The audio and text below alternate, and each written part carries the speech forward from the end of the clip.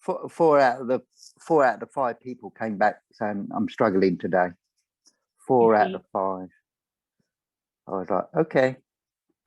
And just a little message and just a quick chat, you know, back and forward. Just basically just saying, well, I hear you. I don't have any magic wand. That's what I kept saying. I can't have a magic wand, but I'm here to listen if you want.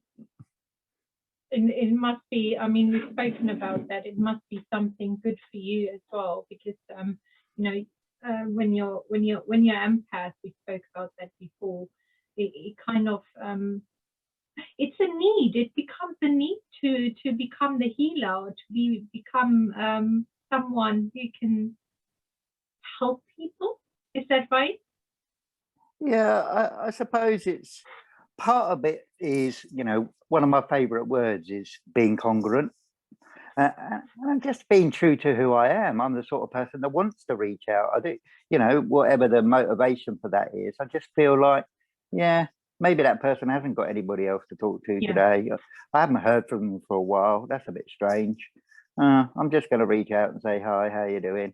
So at least they can't then say, well, nobody ever checks in on me. No, absolutely. Maybe it's a bit like, you know, the 5 languages of love and that book. That's my language, really. That, you know, whether it's in a relationship or just, you know, friends, acquaintances, whatever, that's my language. I want, you know, I want to check in. I want to be able to be that person, you know, and it obviously fulfills a need. Yeah, there's something very deep and psychological about that, you know, as to, I always talk before, you know, I've had lots of people in my past that through different projects and things that I've done have patted me on the back. I remember one time I was doing, you know, here's a good example, anecdotally. I was doing a sponsored type walk up the country, and this was for the Homeless World Cup, so that I could fundraise to get to the following year's tournament in Brazil. You know, and part of that was that I was going to pit stop at different cities, starting in London and ending up in Edinburgh. Mm-hmm. And so every day we would go, we would do some activities, maybe visit some homeless projects, you know, see what the facilities and services were like there, and just generally raising awareness. And I remember we were sat in the Manchester Piccadilly Square and we were raising awareness, shaking the bucket, you know, trying to get some money as we were going. And this one girl came over to me after about 40 minutes. She goes, I've been watching you for ages. She said, you're so sort of outgoing and positive. And, you know, she said, oh, I think you're extraordinary. And I stopped for a minute and I went, very interesting word, extraordinary. I said, anybody can be extraordinary because it's just made up of 2 things, ordinary and just doing a bit extra. And she came and gave me £1 and I said, you've been extraordinary today. And the smile that she walked off with, and that's the point. Yeah, it's so easy just to be able to do that. And like I said, loads of people have patted me on the back before, and I always talk about it as in, I like to think I'm probably the most selfish person that you've ever met. And it really shakes people and go, what, after, you know, what they know about me and the time and energy that I've spent trying to help others. And they go, oh, I don't know, I disagree, John, you know. And I was like, no, you don't understand. I said, everything that I'm doing is because I'm getting a reward. That fuzzy feeling that I get inside, that's the payoff. And that's why I think I'm the most selfish man, because I just keep doing this stuff because I want that reward. And I can relate to you so much, because it is exactly that way. It becomes, as I said, it becomes a need, and not a conscious need as such. It's more like a subconscious need, because it's a way of life. If you're a natural empath, this is a way of life. When you put a smile in somebody's face, when you can help somebody, when you can even be a little spark in somebody's life, it just creates this rewarding feeling, as you said, and a fuzzy feeling. It's a nice warm return which you get, these emotions which are awakened inside you, and it just makes you feel good. I mean, and you can't describe it. If somebody is not a natural empath, that person would not understand how amazing this feeling actually is, how amazing it makes you feel. And that's why when I had that sort of awakening recognition, I realized how selfish I was being by doing that. I was saying, yeah, I'm just doing it for me. But let's get it right. It's not altruistic. It's not totally selfless. I'm doing it because I want that reward. It's like a fix. I need it. But altruism doesn't mean that you're completely selfless. You cannot be selfless as a human being. That is the point. You know, we're misconstruing that we are completely selfless beings. It doesn't work like this, because everybody has their own needs. And if we don't, even the best intentions in the world, if we don't get something back, like these emotions or like these rewarding feelings, it doesn't make us feel good, because we're always urging for something in return. So altruism ultimately does mean that we're getting something back while we're giving out. I think people that portray that image, that they're doing it in that way, I think they're not really, either they're not really in touch or they're lying. Yeah, I've concluded that there is no such thing. And I remember, like, these little sort of pockets of information that sort of bounce around. And I remember watching the Dr. Phil show once on TV, and him coming out with one of his classic lines. He said, well, nobody says or does anything without a reason. Yeah. And I was like, oh, that's so true. And it just made me understand, yes, so what's my reason? Wow, I just want that fuzzy feeling. I love it. I'm addicted to that fuzzy feeling. And I'm just being real about it. But trying to explain to that girl in Manchester, just by walking over and giving me £1, you've gone away with that fuzzy feeling. Yeah. And if you like it, go and do it again then. And it doesn't have to cost £1. No, absolutely resonate to that. People don't understand that. I mean, most people, I don't think they have that education or knowledge about it, a thorough knowledge, what it actually means. But you can't relate to it if you're not that kind of person. That is as simple as it is. You have to be that kind of person naturally. Naturally, actually, you have to have some elements of that, strong elements of that, to be that kind of person. Not everybody is. I think it's about education, like I said, awareness, awakening, whatever word you want to call. You just need to recognize your egos at play all of the time, in every little action you do, every word that comes out of your mouth, every thought that you're having. It's about your ego. So once I've recognized my ego's in play, I like that feeling. Okay, well, it's a good alternative to narcissism or something else that I could be letting my ego do, you know, which is why I try and always, you know, to the best of my ability. I'm not perfect. I don't always get it right, and I don't want to ever come across like that. It's more like keeping that ego in check. And if you're going to use the ego, keep hold of the reins and steer it in the direction you want. That's right. And that's what I've been doing, really, is going, oh, actually, what do I want? I mean, I told you this before, like, I remember having a training exercise with the youth work service in my area.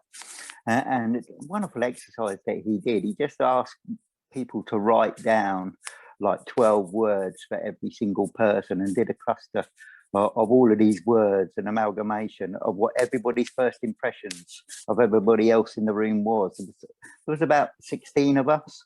And then at the end, after 12 weeks, he put those up on a projector and said, who do we think that is? And it was honest, kind, compassionate, giving, intelligent, interesting, fascinating, words like that. And everybody just went, oh, that's Jon. Oh, that's nice. And that feeling was, lovely. Oh, what I'm saying and doing and how I'm acting is exactly what's coming across. Yeah.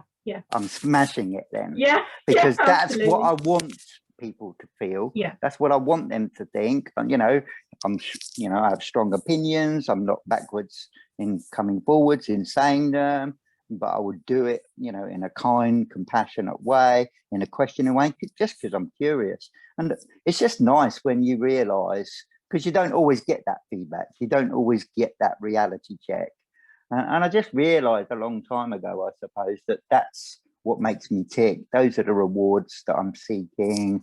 And there are lots and lots of ways that you can do it. And I may not be, you know, Bill Gates giving away millions, changing the world. But as I always say, you know, it's about, you know, what I'm trying to achieve is changing the world one person at a time. Absolutely. You can't change the world. It will never happen. Because I think you can, but that's how you do it. One person at a time. Yeah, yeah. I mean, I'm talking about the individual itself cannot change the world. We can change our immediate world around us. That's what we can do, but we cannot change the entire globe as such. So that's where reality comes in. You know, when people just want to. It's because people give up, don't they? When they understand. I think like environmentalism is a good example of, oh, there's nothing I can do about climate change, Right. blah, blah. Well, actually, yes, you can. That plastic bottle, you can take it out and put it in a recycling. That's right. That's right. It's as simple as that. And it's just those small steps. And I think that's how you do change the world. And every person that you come into contact with, if you're kind, compassionate, you know, and you treat them with respect, then isn't that changing the world? Aren't you role modeling how you want the world to be? Absolutely. And if everybody would, or majority of people would be doing that, if their environment suddenly changes through their actions, then all of these different environments could be merged together, and that's how you change the world. Absolutely, ideally. Unfortunately, it's not the case. So what we then try to do is, you and the likes of you and me, is trying to change the world around us, what we can do, what it is in our, you know, capability as such, what we can, who we can achieve, who can approach as such. So no, I can absolutely resonate to that, because if people are actually getting what you're trying to do, what you want them to feel, not about you, but about themselves, that's what gives you the buzz. That's what gives you the drive to move forward and wanting to do more. And there are other people. I mean, as you know, I've been with a narcissist, which hasn't been easy. Still dealing with a few things. It brings the best person down emotionally. You know, no matter how resilient, how strong you are, if you're long enough with a person who is permanently negative in their thought process, in their actions, in their behavior, everything about them, it does rub up on you at some point, you know, a little bit. It does bring you down. So but then you kind of urge to the outside. You just want to compensate that in going out and serving the community, doing this, doing that, doing other things, which can then bring these feelings back, which you're actually craving for that, because that's what you need. You need these reward mechanisms as an empath to function. I mean, in general, we can function, yes, but it is a really crucial need for an empath to function. To get no, it's interesting because I was trying to explain to someone that didn't really understand the concept of constantly giving like that. And I said, it's just basic maths. I said, you know, I'm not that clever, but I just think it's basic maths. And she goes, what do you mean? And I said, look, here's a social experiment, hypothetically. If you lock me, you know, on a desert island with 99 other people, and we were trapped there for a year. Yeah. And you were on another desert island with 99 people. I said, I guarantee that I'd probably come out with about 70 or 80 friends. Because that's how I would react to it. That's how I treat it, because I'm constantly giving. If I went in there with the attitude it was only me, I'd come out with one friend, and that would be me. Yeah.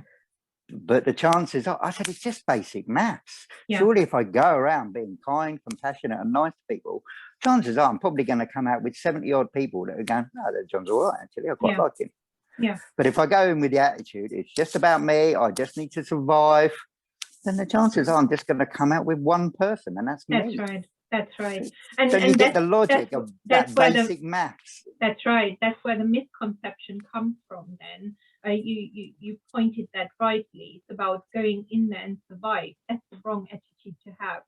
You don't, I mean, I wouldn't go in there to survive. I would go in there to thrive, to seek opportunities, to see what I can do, to, you know, look around.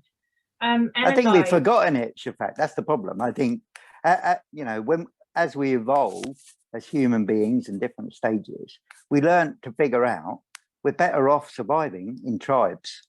Yeah. Let's do things collaboratively. Let's do things together. That's how we evolved and have ended up at the top of that food chain, as it were. Because it's figured out you need to be in tribes. Yeah. You need to be with other people. That's how you're going to survive all of these terrors and things that are outside the cave.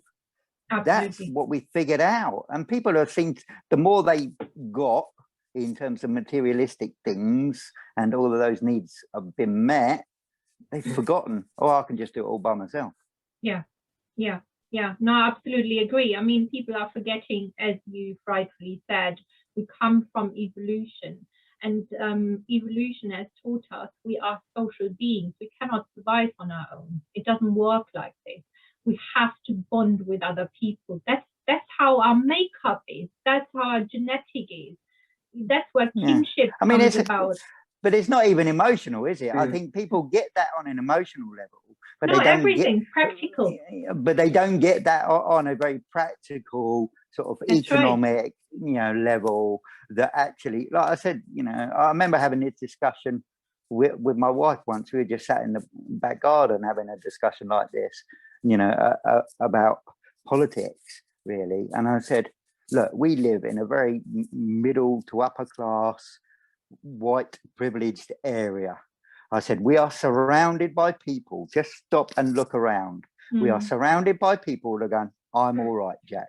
They don't give two hoots about homelessness or mental health, you know, or anything else until it's in their family, until it knocks on their door. And then all of a sudden, well, now they care. Yeah. But until that does, they're not going to be bothered. No. They've got their 2.5 children and their nice cars in the drive. And it's just, they're not bothered. Why should they be bothered? It hasn't affected them. And there's too many people that unfortunately are blinkered and live their lives like that until it darkens their door. They're not interested. No. I mean, I can tell you actually, my area where I live in is actually quite nice. You know, it's surrounded by a lot of pensioners as such. But although they're pensioners, I was the only one who was looking after the neighborhood, sort of. My neighbor next door, and I wasn't doing it for anybody else. We're coming back to that. I was doing it for myself because it gives me a good feeling, and I feel guilty if I wouldn't do that. 90-year-old lady living next door, and she can't take care of herself. Often, you know, she has falls. She has she's confused, or she can't turn the telly on and can't turn it off. I'm sorry, I have to plug in my battery quickly. Give me a second.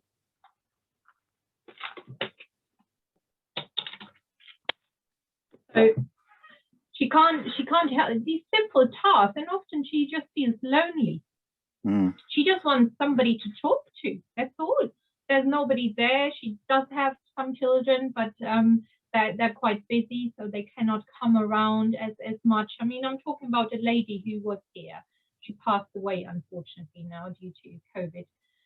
But since I moved in here, and I moved in here in 2015, I was the only one who was actually looking after her in the sense of I wasn't caring for her as such, but you know, she built up this kind of bond because I was always there for her. Although I'm working, I always offer it, okay, you want to go shopping, before you have a fall on your way back, just give me a buzz, I'll pick you up, for instance.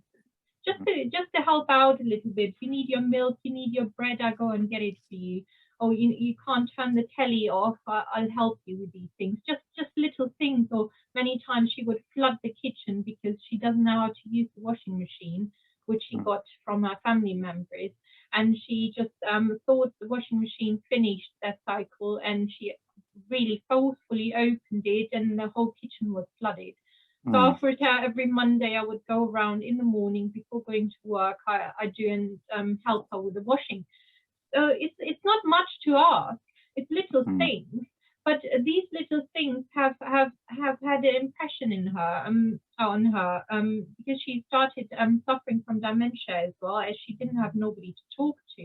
She was just declining herself.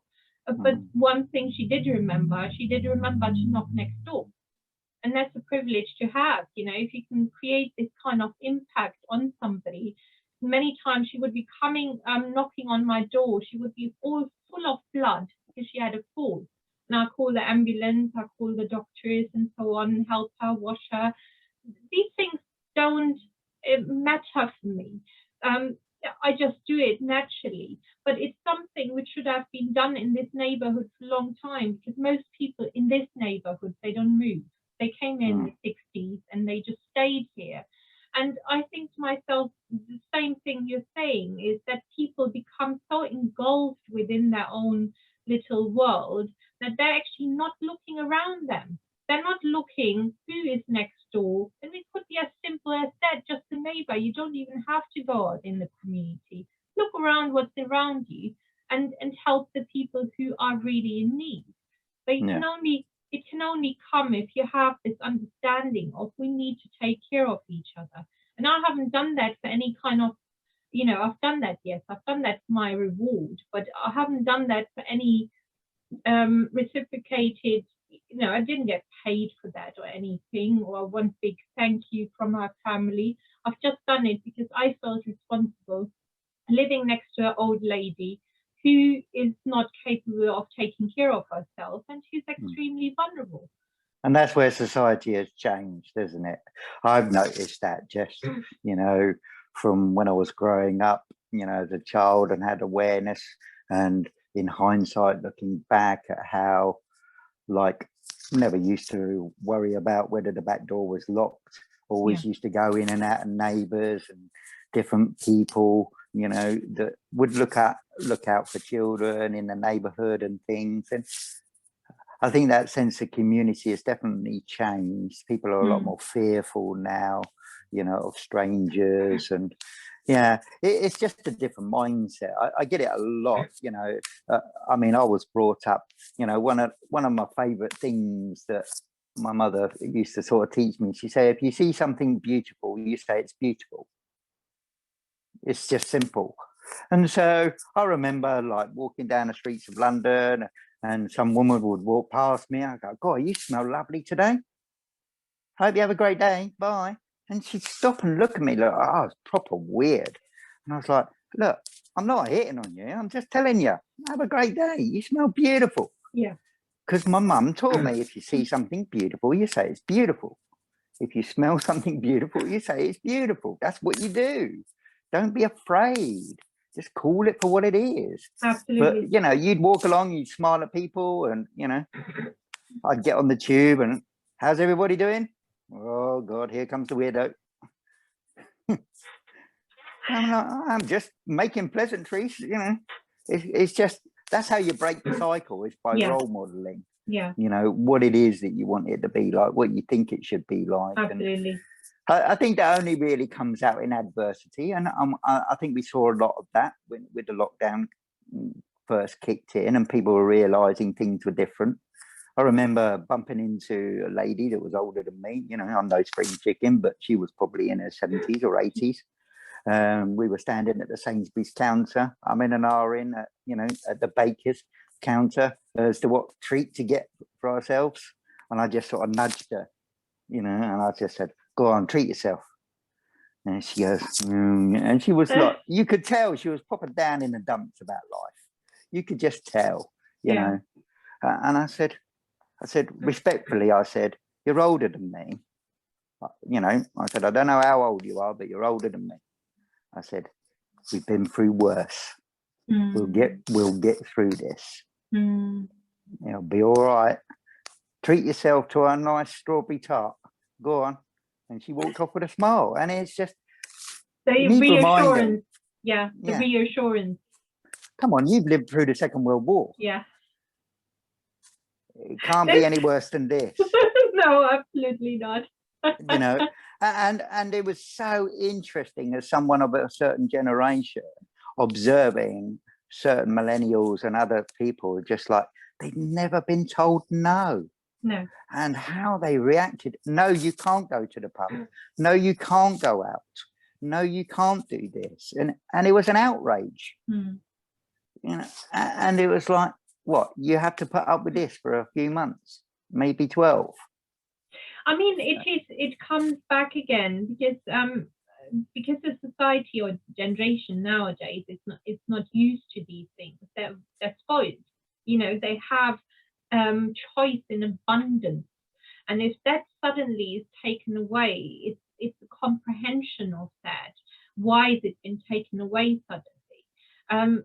I think we have to be careful in how we actually word that, because if the understanding is not there and it has never been taken away, you're used to it, you're accustomed to that, then you will react adversely as such. Yeah, you know? no, it's not that I was naive. It was more like it was so interesting to observe.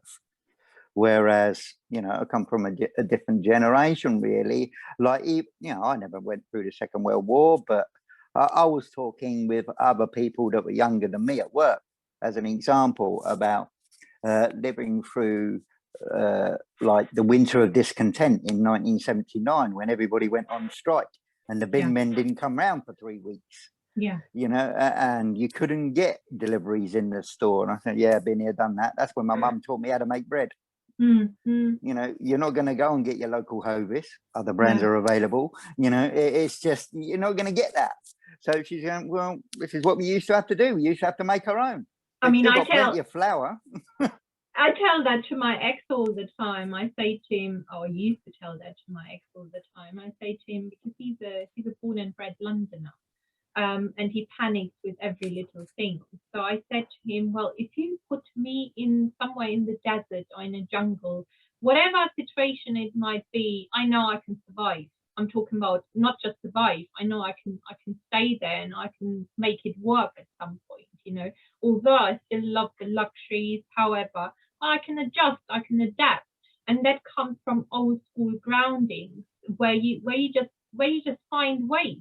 I mean, when lockdown came in last year, I could sense that at some point. And I think if you're kind of that kind of emotional or sensible person, you can sense certain things. I was watching the news which came from China. How is it progressing? And this was early days. There wasn't even any lockdown in discussion as such in Europe. I was watching the October, November, December news, how it's been progressing, and I thought something is changing, something is not right.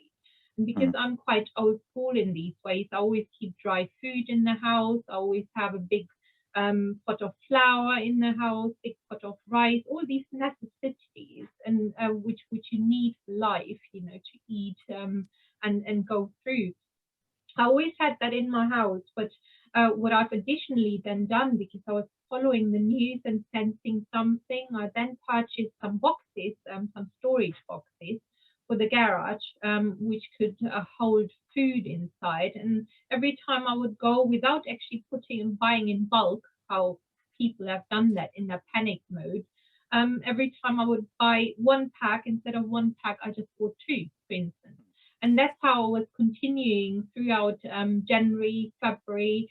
When March kicked in, suddenly the lockdown kicked in and everything just escalated. The pandemic was there, rife in Europe. And I didn't have to panic because I was prepared.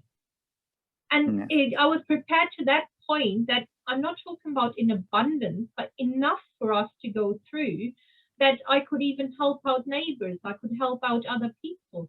And that's the good thing about that. You know, it's not just surviving. It's about thinking logically and practically and being sensible to the world around you. You know, when lockdown happened, I just smiled at my wife, and when they said, "Oh, lockdown's going to happen," I can't remember, like March the 23rd or whatever it was last year.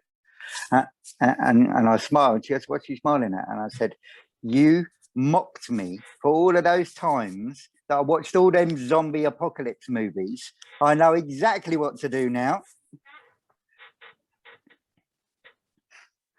And it's just like, no, I know what's coming. I said, "Look, I've said to you for that, for weeks. Look, when it happens, I know what to do." But on a serious note, I said, "You walk into our cupboards now. We've got enough food to last 3 months. Yeah. Calm your pants down. It's all going to be all right." That's right. I've been here before. Like I said, through that winter of discontent in '79, it's like, if you can have enough to last you a month, they'll sort it out. They'll sort it out. And that's what happened. Within 2 or 3 weeks, it was like, okay, now you can come in the staggered phase and so on and so forth. And it's just like, I remember this panic about toilet roll, and I was just like, how much toilet roll do you think you need? Come on. Like COVID comes with diarrhea. It doesn't come with diarrhea. Yeah. No, your bowel habits aren't going to change. You're just panicking like everybody else. And we've got a local shop round our way, literally one shop / garage, and I just went, I'm just popping to the shop, and came back with 4 toilet rolls. She goes, "Where did you get them?" I was just like, "They got loads in the shop." Everybody's running down Sainsbury's and they got none left because everybody bought them. And I just walked down the road and bought 1 pack for me and 1 pack from a neighbour. Knocked on her door. I went, "There you go." And she went, "Don't you want any money?" I went, "It was 50p. Yeah. I just thought you were moaning about it the other day. Her son apparently had been driving like all around the countryside to Tesco's and Sainsbury's and Asda and all of these places. I was like, I just walked up the road. They got loads in the shop. You've been out at 6 o'clock in the morning scouring the countryside. That's right. That's right. I mean, also, like, as you said, also the bread, because flour is there. I always keep holding me flour at home. I make my own bread, and even besides the pandemic, I always make my own bread. I mean, I can purchase bread, which I do occasionally, but at the same time, I can make it myself. I don't rely on anything or the societal needs. But it's about choice, isn't it? That coming back to what you were saying, it's about choice. Yeah. The panic was coming. Oh, I really like this particular thing. Oh, and I won't be able to get it. And I was like, yeah, but you're not going to start off. No. We've and got it's a month's worth of food and not just cupboard. choice, it's also comfort as well, because the society nowadays is so comfortable not having to do or create things themselves. It's just there on the plate. It's always ready meals, takeaway food, all these kind of things. Everything is just ready, rather than creating or turning on your brain, turning on your neurons, and thinking about what can I do? Just let's create. If they haven't got any, they haven't got any. Well, do what they used to do in medieval times. You know what I mean? You wipe your bum with a flannel, and then you wash your hand. What's the difference? I don't understand. Right. That is, you just adapt, don't you? And I think I was having a conversation with somebody the other day about education. And sort of bemoaning, and I get what they're sort of saying. I think they missed like the big picture, though.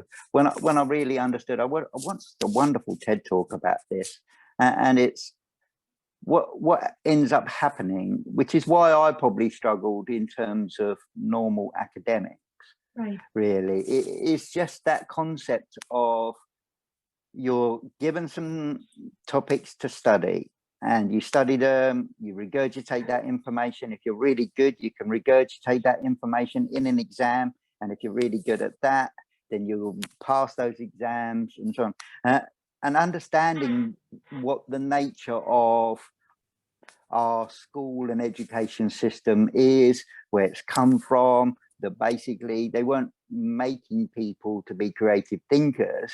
They were making people that were going to be good workers, that had certain skills, and and I understood that, and I said, yeah, but there's a flip side, which is the difference between sort of going back in history and time and seeing this mentality of Eastern education, and if you go back to like Socrates and people like that, who were basically creating and studying and teaching in a way that was curious.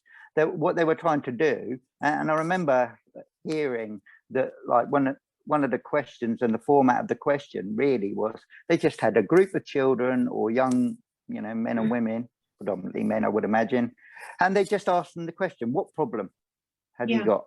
What problem have you got in your family? What problem have you got in your community? Or what problem do you think there are in the world? Okay, let's discuss how we're going to figure out these problems. Yeah. And by the end of it, what you have is people that are good at problem solving. Yeah. So when they come across problems in their lives, they go, well, yeah, they work that muscle memory now, you know, in their brain, and they're just good at solving problems. Yeah. Whereas, yeah, I can, you know, I can regurgitate, you know, the kings and queens of England, but how's that going to fix your washing machine? That's right. The practical skills are not there no more. So it is. Well, it's not even practical. I think it's the mind. It's the ability to actually go, there's a problem. How do I solve problems? I look at all the solutions. I look at the tools that are available. What can I do? How do I think this through? You know, and that's how you resolve big problems in the world, as well as little problems, you know, in your own family and relationships. And I think there's a real flip between Eastern and Western education in that sense. You're trying to create people that are very much about problem solving and creative thinkers, because that's really what you need in society. And that's how society evolves. That's right. That's right. And unfortunately, that's just a few of this kind of thought process. I've always been a problem solver. I don't focus on the problem solver. I don't focus on the problem itself. I focus on the solution. So what solution can I find? What parts do I have? What ways can I go? How can we divert from that? If we can't go A, we go B. If we can't go B, we try to merge in with C. That's it happened the flexibility. It happened the other day for me at work, and literally, you know, about 10 minutes ago, I just noticed an email come round, you know, and they changed one of the systems, the algorithm that we use at work, you know, without going into a lot of detail, but they changed the wording of one of the questions that we have to ask. As a result, it was triggering lots of category 2 ambulances. Right. I was like, hold on. You know, literally within one day, you know, I'd had to send 10 category 2 ambulances, when for the same scenario, I hadn't sent one in 2 years. Yeah. And I was like, somebody didn't think this through. Somebody didn't ask the question, what is the consequence of this? What might happen? Why don't you ask the people that are actually doing it? Yeah. And I was like, no, nobody ever asks us, how do you think that's going to play out? And I was like, well, if somebody had asked me, I would have said to them, this is not going to go well. You're going to escalate. And I literally just got an email just going, no, right, what we want you to do now is do this. Yeah, because forget about we've seen that. a 500% increase in ambulances. Yeah, well, you didn't think it through, did you? And that's my first question, you know, and it's such a common theme, isn't it? You hear something, and especially if you start a new job and you're not used to how a particular organization does something, and you ask the question, so why are we doing that? And everybody shrugged their shoulders. Everybody looks around and going, well, that's how we've always done it. Yeah. And I'm like, this makes no sense whatsoever. Yeah. Because you're looking at it from a different perspective.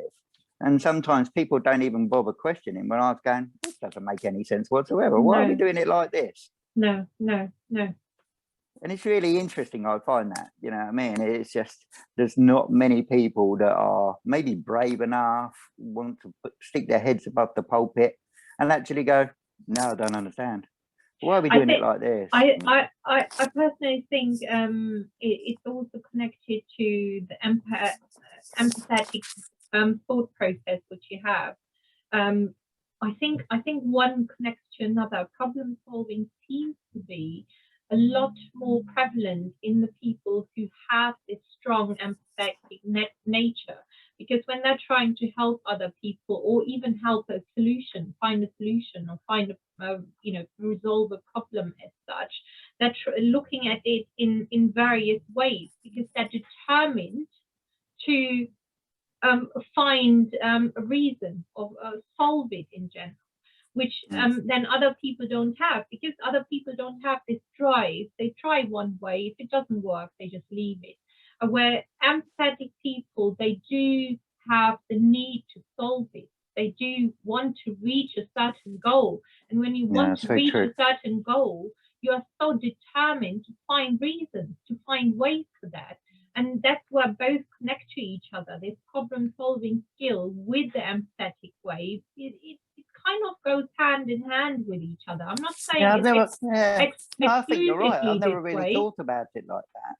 You know, in the context of, I remember a few years ago doing like a certificate in life coaching and did some training, and it was really interesting because the only thing that I can truly remember, and there's certain parts of it that I still remember and still use, but the only thing that really stuck with me was one of the mentors there saying, you know, ask the right question, you'll get the right answer. I was like, so really all you need is a toolbox of lots and lots of different types of questions to draw out the right answer. And I think, you know, what you just said has really resonated, because I'm sitting there going, okay, somebody give me a problem. Well, here's the normal answer. Here's my normal question back to them. And they may not respond to that. And you go, oh, okay. Well, maybe I need to go about it a different way then. And so I'll draw out another question. I go, well, actually, you know, and there are classic sort of coaching techniques and questions, you know, and the best one when you're really stumped, which I love, is trying to get people to think about it differently, whatever the situation or circumstances is. And I was saying, just imagine that there's a John that's lived in a parallel universe. And in that parallel universe, he's really happy and satisfied with his life. But he's having all the same experiences he's had, all the same traumas and negative experiences and great things, and lived step by step exactly the same life. How come he's happy? Yeah. And it blows people away. Because it gets rid of, but you don't know because you've never walked in my shoes. He's walked in your shoes, exactly the same shoes. But he's ended up being happy. So what is he thinking? How did he manage that? And then they start to think it through, and they go, well, maybe he thinks about it like this. Maybe he's done this. And I said, well, why don't you try that then? But that's what it comes back to. If people don't have the drive to get to that point, then they will not try it. There's a lot of, because it takes work. But people don't understand that empaths have to work for these things. If I'm taking on like my neighbor, and I'm not talking about work consciously that I'm exhausted or anything, you have to use your brain constantly. So if my neighbor knocks on the door, for instance, and she's all blooded, I don't go, oh, I can't help you, or let me call the ambulance, I can't touch you in that way. I have to just react. I just have to act towards her. I have to show her empathy. I have to show her love and care. I bring her in. I wash her, clean her up, call the ambulance. All these kind of things. Check on wounds. Just as it is safe. And in the meantime, I call the ambulance. So there's many things which you have to put in place, and this takes work. You have to put your work in, and people don't like to bother putting work in because they live in their convenience. They don't want to be inconvenient. All these things can become inconvenient for people, and because they become inconvenient, they don't want to step out of their comfort zone. I've got a question for you, Shapak. Do you think, therefore, because it's been stated of me, and those that know me really well, that I don't get flustered in a crisis at all. And I just wonder, is that part of the characteristic as well then? Because it just doesn't fluster me. I remember a time, as an example, the guy in front of me was clearly racing. He was tailgating me. He overtook me on a stretch of road, and as I came round the corner, like 5 minutes later, his car was upside down in the middle of the road. And it's almost like a switch went off in my head. And I just got out my car turned off my keys, walked over. There was 3 other people, and I went, you go to that T-junction. I want you to stop traffic that way. You go over there. I want you to stop traffic that way. You go to my boot. I've got a yellow high-vis vest in my boot. Go and get that out of my boot. You call 999 and tell them what's happened. And then I focused my attention on this guy, and he's going, oh, I need to call my missus. And I was like, no, you need to do nothing. We've taken care of everything. Your job is to now sit still. Yeah. And it just instantly just clicked in my head. And then afterwards, I walked away. I went, cool, that was a mess. My answer is yes, 100% yes, because I react the same. I mean, this question was asked actually to me in the podcast, which I had with that lovely American gentleman, the one which was audio. Did you listen to that with Dr. Pepper? Not yet. Okay. So this was about reacting in certain crisis situations, how you explain that, and how you manage these things. So exactly like this, but it comes together to my understanding and, you know, my academic knowledge, not just academic knowledge, also experiences. When you're, and it all links to one another. I mean, we link now the empath to the problem solving skills. And the problem solving skills include what you've just done. It doesn't desensitize you, but what it does is it puts your focus to the right place. So when something is happening, instead of going into a panic mode and don't know what to do, you focus on the solution. You want to solve the problem, look at it rationally, and then go from A to B to C to D until you solve that thing. Yeah. And in return, once you've done that, then you can start comprehending and processing these information. But at the same time, while you're processing these information, which is a natural way to do so for your brain, you also get a rewarding feeling back. And that's what we need as empaths. We want this rewarding feeling suddenly. Yes, it has achieved something. We saved that person's life, for instance, or you have progressed in this way. It gives you this fuzzy feeling back, but at the same time, when it's about a traumatic event like this, then you also process these information. But it's a natural progress which you're dealing with. I mean, even with my neighbor, for instance, you know, not everybody can look at a old lady full of blood. You don't know what exactly happened, but because I know her over time, I know she had a fall. So what I do is I check if she had serious injuries. That's the first thing. Find out what is actually the problem, and put her in, sit her down, and whilst I'm analyzing all these little things, then I start washing her on this, you know, just wash off the blood, just clean her up a little bit, make her feel a bit more comfortable, make her a little tea so she relaxes a bit while the ambulance is coming. All these little things you do, and that's all problem solving skills.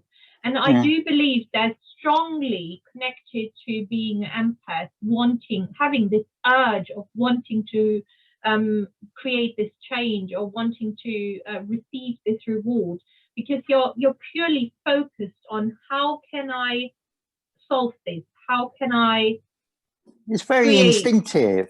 That's what I find curious. It was, you know, like, I'll give you another anecdote. I was at one of these tournaments in Milan, and we were staying at a hostel, and so all of the volunteers were there. It was, you know, really nice vibe, you know, in the evening to come back, and lots of people from lots of different countries.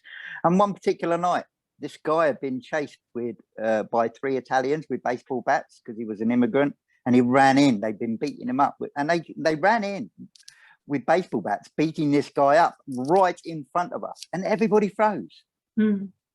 But I just ran straight towards them, screaming, police eye, police eye, police eye. Yeah. You know, and they just got startled and ran off. And then I'm talking to this guy. I can't speak more than pidgin Italian. I'd only been there about 2 days.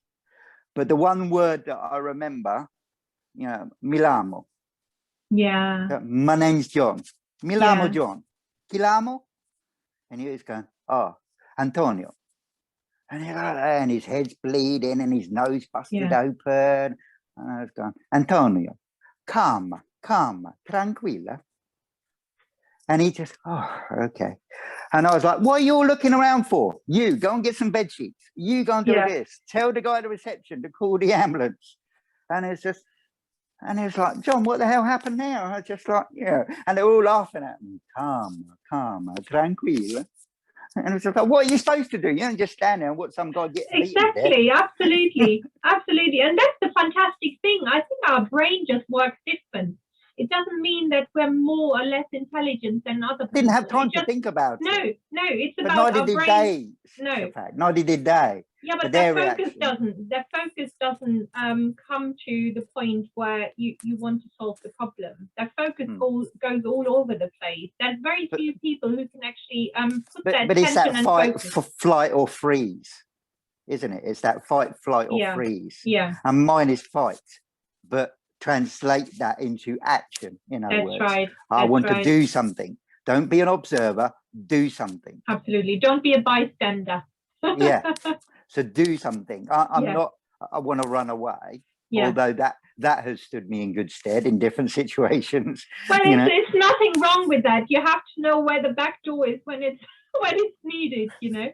I think you lost your camera. Yeah. Yeah. You have to know the back door when it's needed. You can't always fight. That is the point. You have to think smart. But I very rarely freeze. No, me neither. I mean, I can give you an example, actually. I moved out from London in 2015. So I was living in southeast London at that time with my former partner. And there was a little park across the house where you can walk through and go towards another road. So this park was fine. I mean, there was nothing wrong with it, just a small park, and people used to use that as a crossroad just to get home quicker. So I was doing the same. The park had like a steep hill, and then you would turn to the left and you come out straight across the house where I was living in. So I was walking up that steep hill, and I spotted a very skinny kind of, I don't know where he came from, South Asia somewhere, guy just wandering around, and he was quite suspicious to me, the way how he was just wandering around. And I thought, okay, I didn't think much about it, but I was kind of alert suddenly. So you walk up, because you don't want to walk around like you have no clue. You do need to be aware of your surroundings. So I walked up, and I had somehow the feeling that guy started following me. I turned around, I stopped, I turned around. Once I turned the left, I walked up the hill and then I turned left. And I turned around, and that guy was behind me. He was about, I would say, maybe 5 meters away, 5 to 7 meters away. So not far of a distance. And instantly, the same way like you reacted to that Italian guy, I thought instinctively, I don't panic. In that mode, when I come to these kind of situations, I thought something is wrong with that guy. I spotted it already. And he, as soon as I turned around, he took his trousers down and was making sexual waves, sexual gestures as such, and sticking his tongue out. And instead of me panicking, I reacted, what I don't actually do, but I reacted in a very, I don't know how you call it, aggressive, or started shouting at him. I don't swear, but what my initial reaction was defense in that way. Come on then. What do you want to do? Come on. And because my tone was so assertive, so clear, so loud, he panicked because he didn't expect that. He didn't expect that I would react like this. And I said, come on, what do you want to do? Come show me now. And I must have frightened the life out of him. I took the stone from the floor, and I threw it right onto him, and he just made a run. He went, and I called the police straight away. I said, this is what happens, because what came in my mind is, if he can do that to me, there's young girls, schoolgirls walking through that park every day what would happen to them, because they wouldn't react like me. So I called the police. They came straight away, and they did actually confirm that there was somebody they were suspecting, and other people have been complaining about that, who was acting this way. But that's how I act in these kind of situations. I don't panic. I use my brain. I'm not stupid as such. I mean, and yeah, I think it's really interesting because there's something very psychological about what you just described. And I always say I'm quite proud of the fact that I've reached a certain age where I haven't had what people would call a fight. And I've never had to raise my fists in anger. And don't get me wrong, I've been in some very shady places and some shady situations. And my favorite one is like to give you an example of that anecdotally, is I remember a guy was picking on my friend. So he wasn't picking on me, but again, that action kicked in, that instinct. And I pushed through my cloud of friends, you know, and we'd been to the nightclub and we were waiting for a takeaway. He'd been drinking, everybody had been drinking. Here's that normal Saturday night scenario. Okay. And I walked through and I go, what's your problem? And he's like, what's it got to do with you? He said, I'm going to batter you in a minute. I said, well, that's no achievement. And now I've got an audience. So I stood up on the bench. I said, what's your name, fella? And I was like, Pete. I said, right, everybody, pay attention. Pete's going to batter me. But let's just cut to the chase. It'll be in next week's Herald. I'm going to put out a disclaimer. Pete is way harder than me. He can batter anybody in this town. I said, would that do you? I said, total embarrassment in front of everybody. I'll just put it in the papers, Pete. Let's just forget about the battering part. Let's just put it in the papers. I declare here on the 24th of May that Pete is much harder than me. He can batter me anytime. And he goes, you're crazy, and just walked off. That is the point, is the confrontation. People do not like confrontation. And most of the time, if somebody is actually trying to attack you or threaten you in any way, they do not expect you to react in that way how you reacted. So but it's psychological, Shafat. It's just psychological. Absolutely. I'm triggering, and absolutely.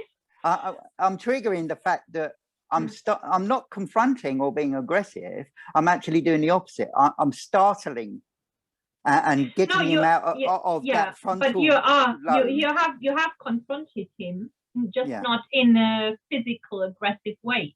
That's but what you know what I mean? done. I've changed his mentality. That's I've switched it from I'm in pure rage and aggression to what's going on here. Yeah. And I've done it loads of times, you know, before, where I've been in that sort of situation, and I've basically, you'll love this one. I was on my way to football, and there was these guys in Birmingham who basically used to make money from football fans by saying, give me a £5, I'll look after your car. Okay. And I was like, well, why does my car need looking after? Yeah, and that's what they used to do. They used to smash windows or slash tires and things, you know, and offer this protection for cars. And I went, nah. And he went, well, on your head be it. And I went, no. I said, right, let's get it right. I said, what you don't realise is I watched you come out at number 17. And so this is how it's going to work. I'm going to come back. I'm not going to pay you the £5, but I'm going to come back and something's going to happen to my car. So in about 2 weeks' time, when you're least expecting it, I'll come back and put a brick through your window. And then you'll realise it was that John fella that came up. And then you'll probably have to come and find me. And then said, and I got a coin out of my pocket, Shafaz. Yeah. And I said, because I know where this is going. You haven't realised yet, have you? I said, heads or tails? Which one's going to jail for murder and which one's going to die? You call it. And he's looking at me going, you are crazy. I mean, yeah, I think my car's going to be all right, isn't it? And walked off. I said, heads or tails? Who's going to murder for life? Yeah. Or who's going to die? Because this is where it's going to escalate. That's how it works. And I said, I'm not playing that game. But that comes again to problem solving. You know, you analyze which is the greater and lesser evil as such. You find out where the consequences might be in any problem solving way, and any way what you're trying to do. But you just find the best way how you can get there. I'm pointing out the ripple of all of these consequences. I was like, you haven't thought this through, have you? No. It doesn't work like that. It will escalate and escalate. One of us is going to die. One of us is going to life, going to prison for life. And Which one? Exactly the and thing, now exactly. he's had to stop thinking about intimidation, that he's not intimidating me. He's realized now I'm not intimidated. Yeah. Yeah. Oh, and he's clocked that now I have some information about where he lives. Now he's having to think, oh, if he knows where I live, then maybe he will call the police. Maybe he will, and it just changes the dynamic. Yeah. And that's psychological. And it's just something, I was born and given that gift of the gap and the ability to be able to think it through in that split second, and all. I mean, I personally believe it's got a lot to do with your mindset. Being an empath creates all these different skills automatically, because your urge is ultimately there to solve it, to get this reward. And unless you get this reward, you have to stimulate your brain, your mindset, all these different lobes, both hemispheres, to find out how am I going to get there. So your ultimately goal would be getting to the destination. It's about controlling fear, I think. Yeah.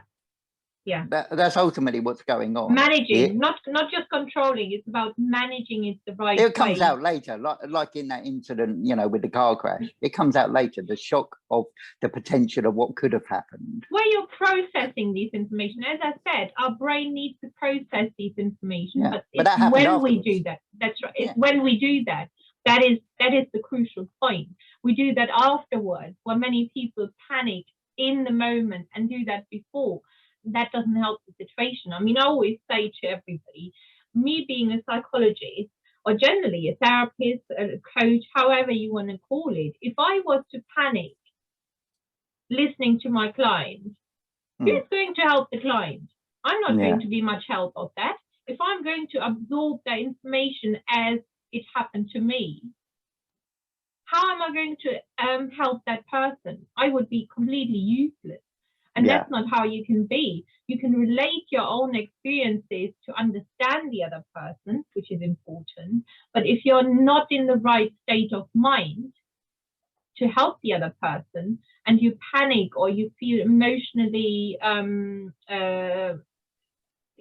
attacked as such, or you cannot deal with these kinds of information. It's about focusing. Absolutely.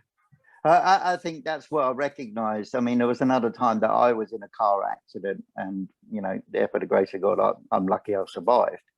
There's no doubt about it. That the guy was overtaking 5 cars, hit me head on, right, and my front tire was completely knocked off, went through the windscreen of the guy behind me. I got out of the car, and I remember describing it afterwards as time stood still. Yeah.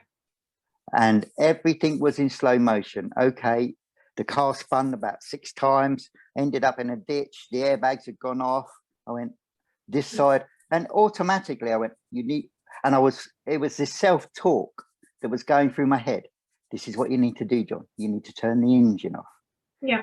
This door is now crushed. You can't get out this side. You have to get out the other side.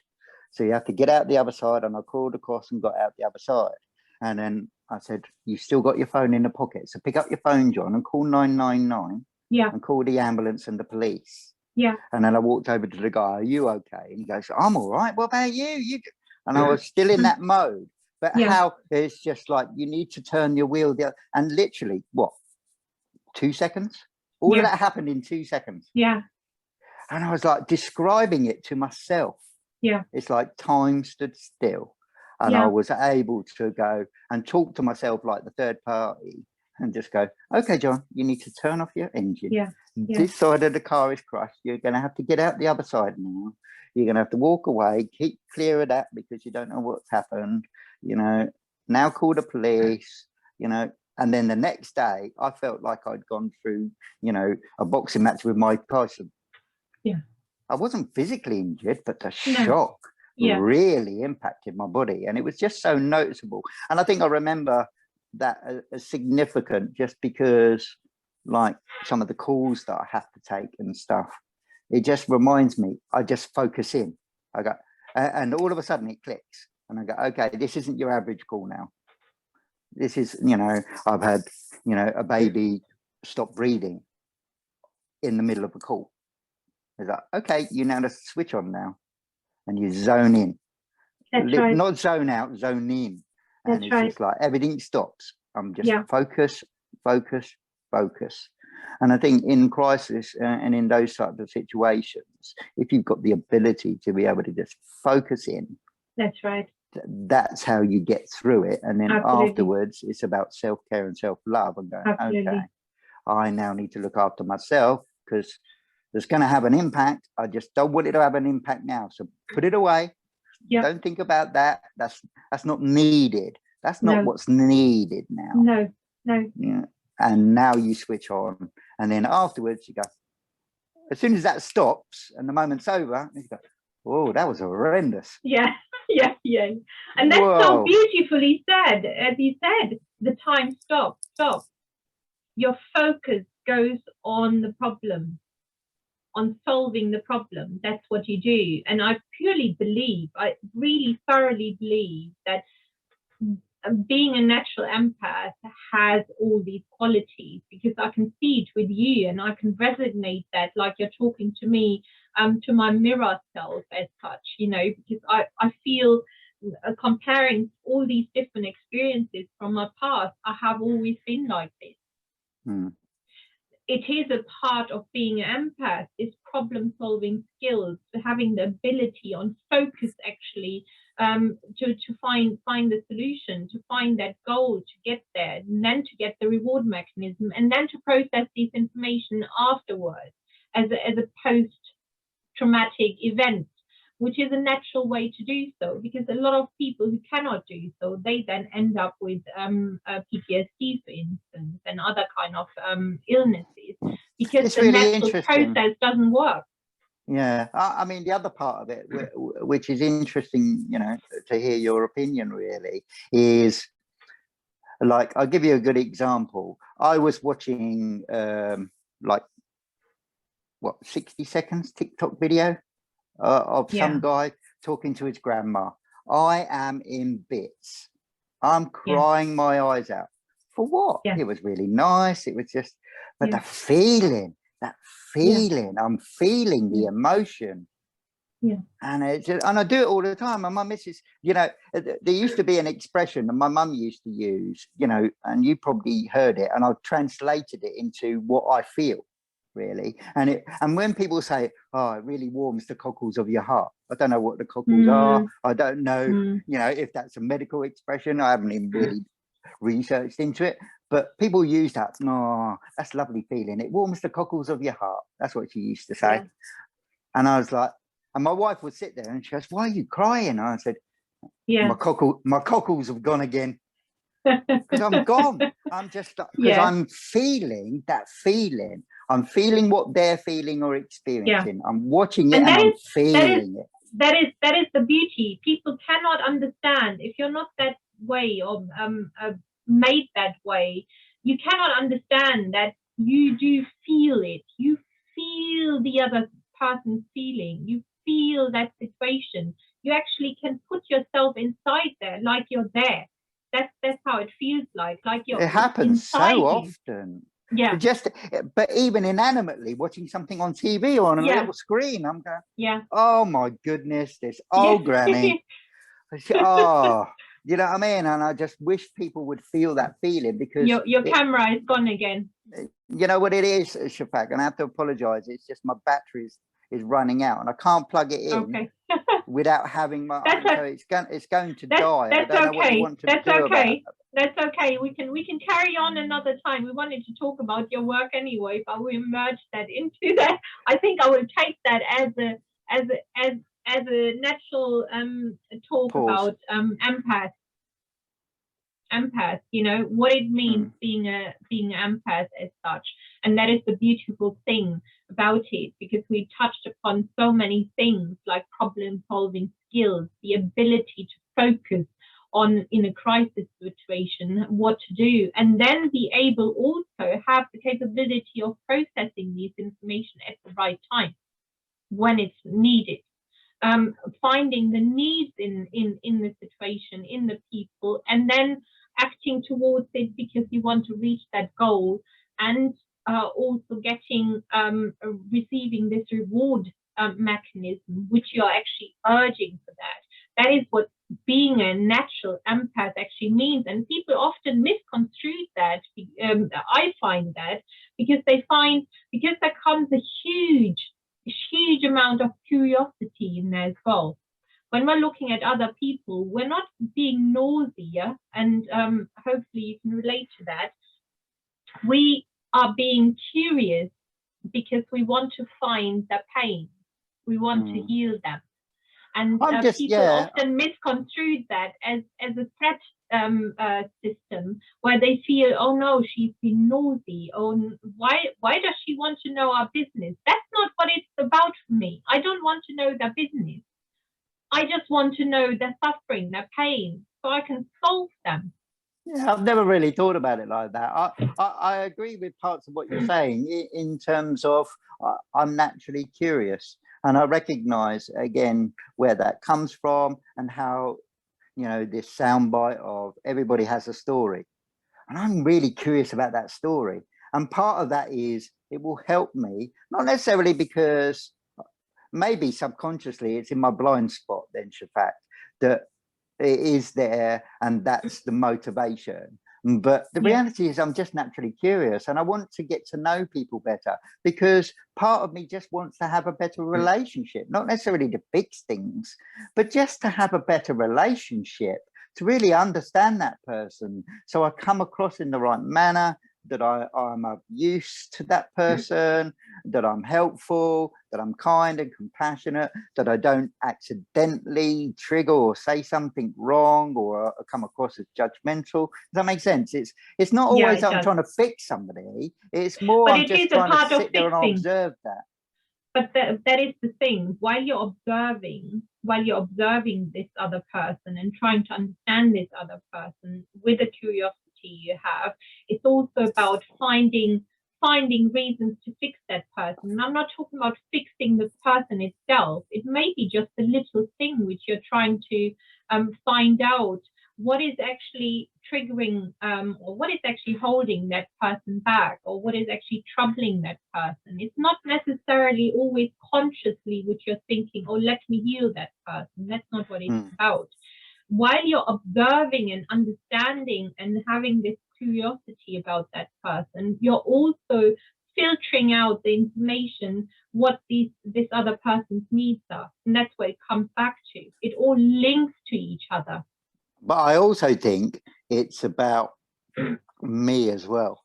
It's and not just the reward part, but I think by finding out and being curious about them and how they think and what makes them tick and what they use and what their coping strategies, all that curiosity allows me to go away and go, well, maybe that will work for me, and next time I'm in that situation. But you do that subconsciously, automatically, you see. That's the reward cycle which you're using. The reward cycle provides you with knowledge.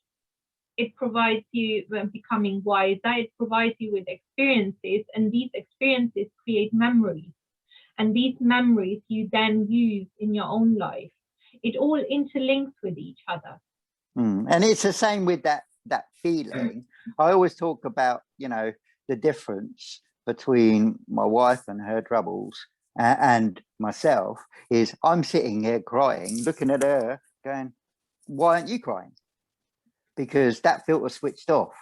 That tap's been well and truly turned off. And she hasn't got that ability, you know, the majority of the time, not all the time, I don't want to generalize, but she hasn't got that ability. And I'm trying to turn the tap on slowly for her and go, it's okay, you know, it's okay to sit here and cry because you're feeling sorry for that old grandma. You know, that's all right. And I use that as, I'm getting it out. I'm letting it out. Yeah. This is how I'm Yeah. feeling. Yeah. And then I go and analyze and go, why do you feel like that? Yeah, it's really interesting. And curiosity about myself then is going, yeah, that was emotional, wasn't it? And just reflecting Yeah. on back on it and, you know, Yeah. why you're feeling like that and what that makes you feel and how do you feel about that feeling. It's just that whole journey of discovery that comes And from being really that open. is why, absolutely, and that is why you can then feel the other person's feelings as well, because you're analyzing every step about that. You're talking to yourself, you're having a dialogue about it, you're processing information, you're letting your emotions go, you're allowing yourself go through this time to be in that moment, to feel these things. At the same time, you're doing it to others, because you're understanding them in a much better way. It's your own self-awareness which is there. You know, you're creating an understanding about yourself. At the same time, you're creating understanding on other people. And that is why you can then feel the other person, or you can sense the other person's emotion. And I'm not saying it's always perfect, as you said in the beginning, where we get it wrong. You know, we're all only human beings. We're not perfect as such, but we have a much more advanced way of perceiving or sensing the other person's feelings, emotions, situations. And I have in the past, and I stick by it, to be honest, that I recognize what, you know, being, you know, whatever label you want to give it, and maybe people don't, you know, want to give it a label of empath or whatever, but just those types of feelings that you're experiencing and we've discussed, I call it a blessing and a curse, in fact. I really do. Because there's times when you don't want to. There's times when it's very difficult, as I say, to, you know, the classic, you know, expression, it's difficult to unring a bell. Once you know stuff and you feel stuff and you understand what's happening, it's very difficult to not think about it, to not feel it. Switch it off. You can't switch it off. And so that can be at the wrong times with the wrong people, you know, in the wrong situation, and you feel this compelling, you know, to be that rescuer, and it's not, and it's trying, then what I'm trying to do is always find the balance between the two things. Always, you know, I always, you know, and Stuart and I talked about that. But that's sorry to interrupt you, because your battery is soon dying. That's where then this stage of progression which you're just talking about, that's where emotional intelligence comes about.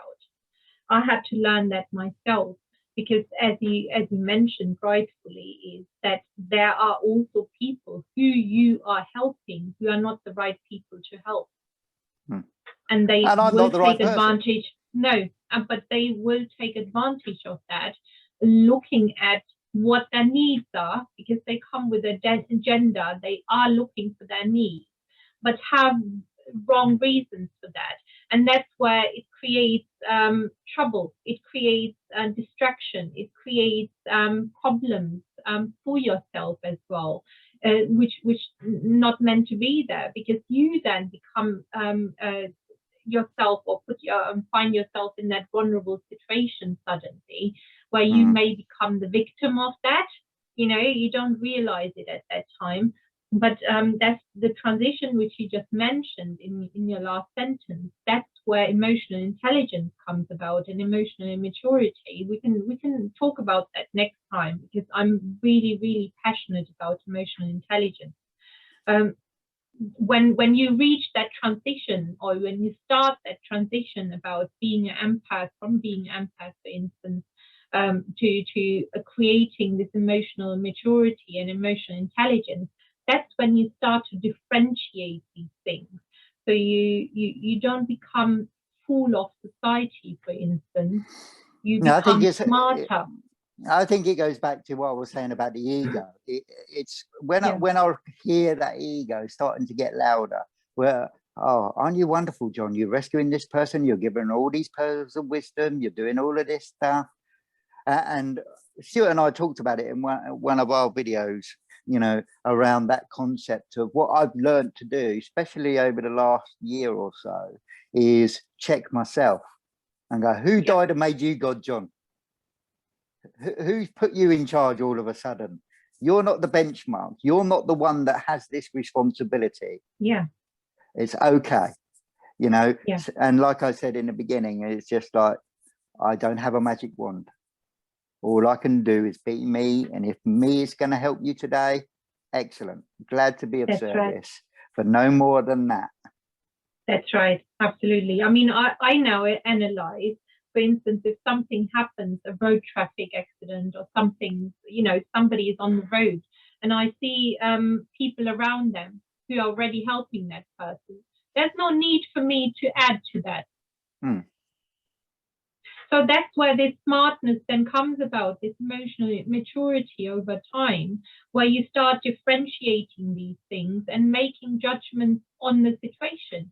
And I also see other people as well, Shafat, that it's about boundaries, I think. Yeah. And understanding that you can be this way, but I can see people going a lot further, and they've tiptoed off this dotted line that they should have stopped at. And I'll give you an example of, like, when I'm talking about the car crash that was in, you know, that I witnessed and took control of in that crisis moment. I know plenty of people would have taken that guy's telephone number, checked in him a week later. How are you doing? That's not my responsibility. The moment's gone. But I know plenty of people that start to feel sorry for other people after the event has been resolved or handed over to somebody else. I've handed it over, like in that incident, the ambulance crew arrives, I'm done. That's right. But there's differences, isn't it, in feeling sorry for somebody or being empathetic for somebody. That's two different things.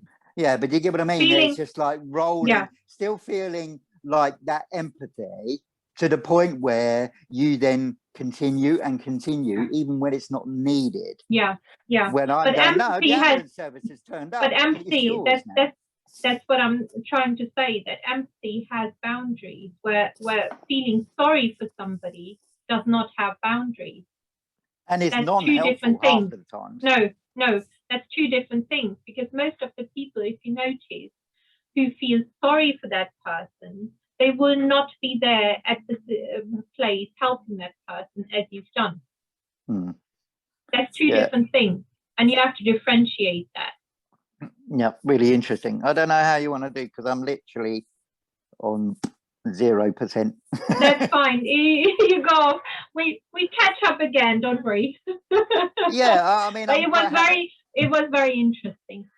Yeah, no, I think the whole topic around being an empath and the impact of that to the person and everybody around you, you know, is very, very interesting for me. It's something, as I always said, I'm a work in progress like everybody, and I'm trying to figure out what I do with that, how I do it, how I then look after myself, most importantly, because it can be, talking of batteries, it feels like that a lot. It does, yeah. You have to be careful. And who's charging you up? Where am no one does, because we're the only, I mean, if you're empath, that's natural actually. It takes only a few people, very few people, who actually look at an empath and think that person doesn't need help now. He doesn't my care and attention. Very few people do that. Most people rely on you. If you're the empath, it's like the whole world relies on you. Oh, we need help from that person, or that person can do us good.